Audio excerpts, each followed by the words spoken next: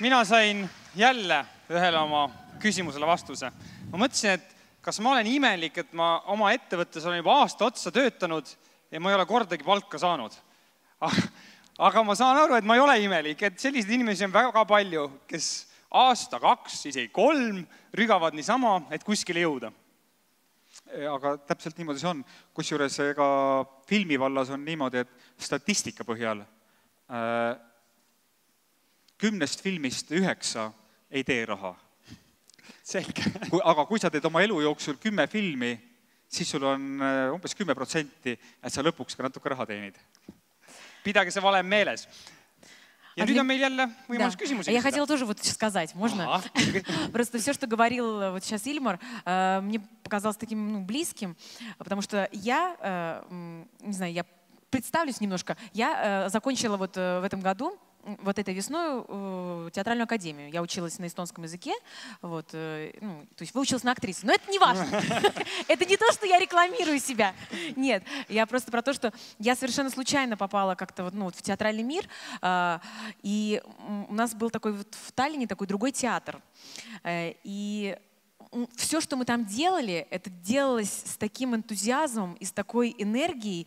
Мы не получали за это никаких денег, но то, что продукт, который мы выпускали, то есть наши спектакли, которые мы там делали, они были такие живые. И в итоге потом единственное, что нам, наверное, немножко вот не хватило вот какого-то, чтобы этот театр дальше жил, наверное, не хватило какой-то вот поддержки со стороны государства. Но теперь я вот сижу сейчас и слушаю всех, и у меня появилось такое дикое желание что-то делать, как-то это дело возрождать, что я просто веду к тому, что все, как сказать, если ты сначала не получаешь желаемого, в смысле вот финансово я имею в виду, но если ты это делаешь с упорством и с желанием, то ведь это все придет.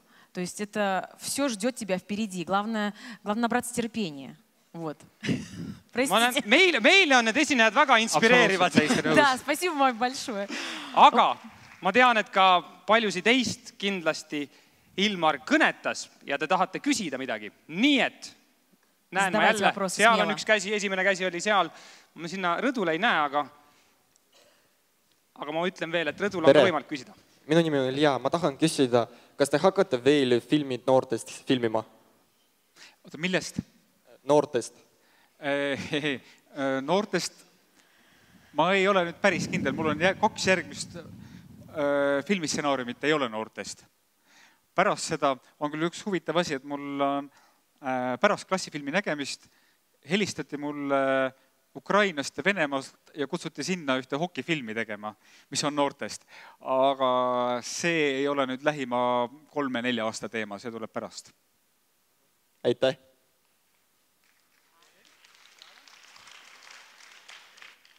Здравствуйте, я Алина. А чем, по вашему мнению, закончился фильм? Что с главным героем случилось? В каком фильме? В классе. Можно повторить вопрос? Немножко было не слышно сначала. Что случилось с главным героем фильма? По вашему мнению. Kas seal lõpus, siis kui ta ei lase ennast maha?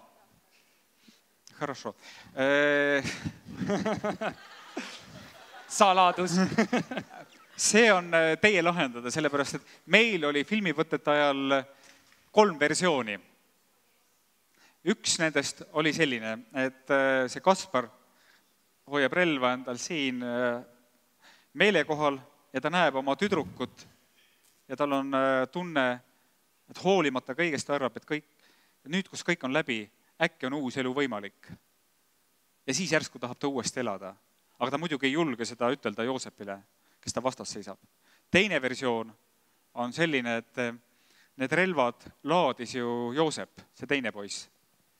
Ja tema ei pannud lihtsalt sinna kuuli selle relvasalve, et ta päästis selle Kaspari elu.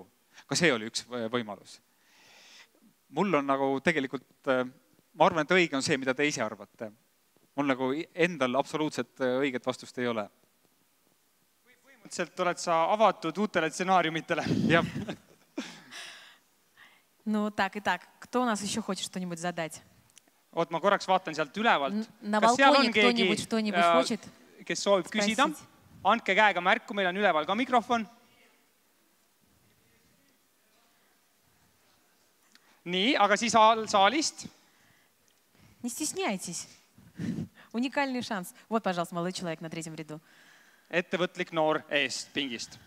Saame siia mikrofoni, siis kohe saad küsida.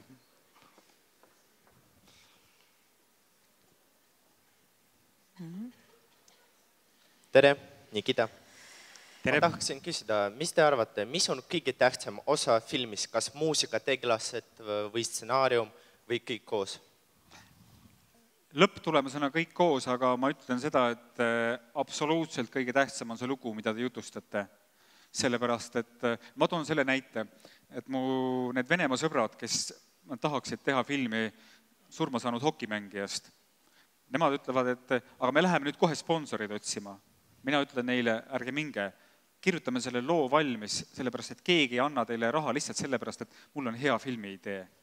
Raha antakse alles pärast seda, kui inimesed on lugenud seda filmi stsenaariumit ja leidnud, jah, see on tõepoolest hea idee. Ja siis kõik muu tuleb pärast.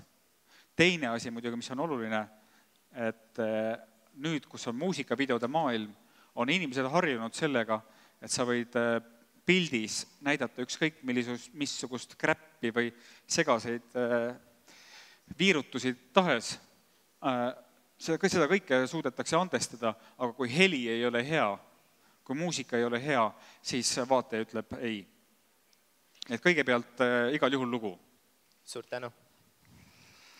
Nii, aga aitäh Ilmarile! Большое спасибо, Ильмар!